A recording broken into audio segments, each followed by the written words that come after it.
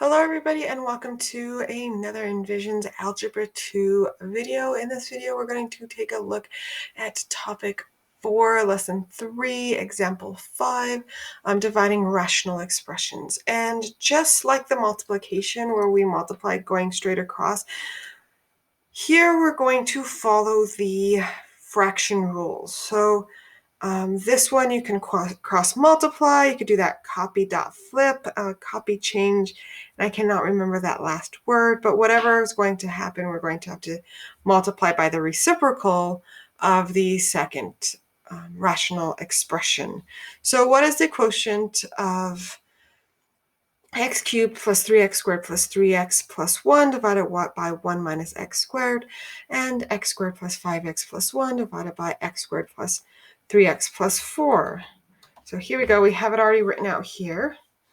Let me start looking at this. So I'm going to start. Notice how every time we jump into one of these rational polynomials, we always try to factor it out before we continue on with any of the division or multiplication.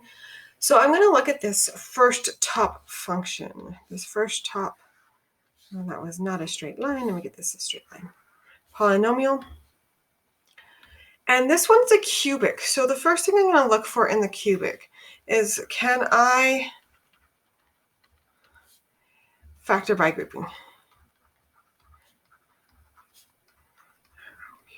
U-B-I-N-G. Which means that this value, the 3x squared, and the value of 1 need to become the same value in the end. They need to become, I don't know, in this case 1, but in the looking at this, there's nothing that I could group out of this.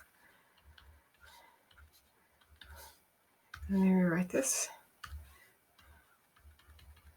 I mean, I could look and I could take out an x squared, but I'm still left with x plus 3. And this is still a 3x plus 1. I mean, it's just not clean. I guess I could take out a 1/3 here, divide by 3, so that'd be, but that still doesn't work because we would have to pull out the 3 to get rid of this 3. So factor by grouping is not working in this case. Second thing I'm going to look for is Pascal's triangle. So looking at this, I have a 1, 3, 3, 1. And this does happen to relate to an a plus b cubed binomial. So in our case then, this top factor is going to be x plus this last coefficient, which is 1 cubed. So now we have that numerator factored out. So we're looking at x plus 1 cubed. I don't know I'm going so far because there's two different rational expressions. Okay, the bottom piece. The bottom piece looks like it's a difference of squares. What I'm going to do with the bottom piece first, though, is I'm going to pull out the negative, and I have an x squared minus 1 divided by x squared plus 5x plus 4, sorry. I keep going up and down to get this other function, x squared 3x 4. X squared plus 3x minus 4. Okay, so now I'm going to take the factors of these guys. I just wanted to pull them down so that you can see all the factors being taken at once.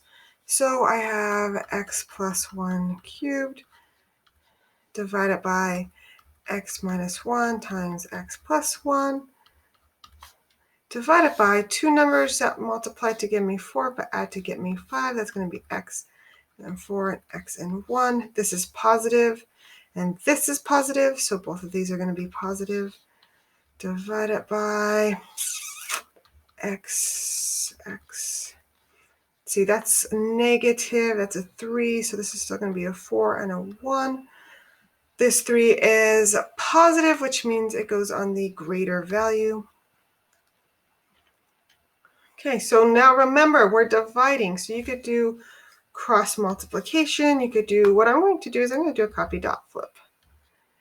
X plus 1 cubed divided by x minus 1, x plus 1, dot, and flip this, x plus 4, x minus 1, x plus 4. I mean, I guess I could have canceled those out right away. Plus 1. Okay, x cannot equal, in our case, -1, +1, -4, 1. We already have the +1, so we're good. Okay, now I can start the process of canceling this and this. Change this to a 1. That cancels all that out. So we're left with negative x plus 1 or 1 minus negative, sorry, let's keep the negative in front, negative x minus 1, where x cannot equal -1, 1, and 4.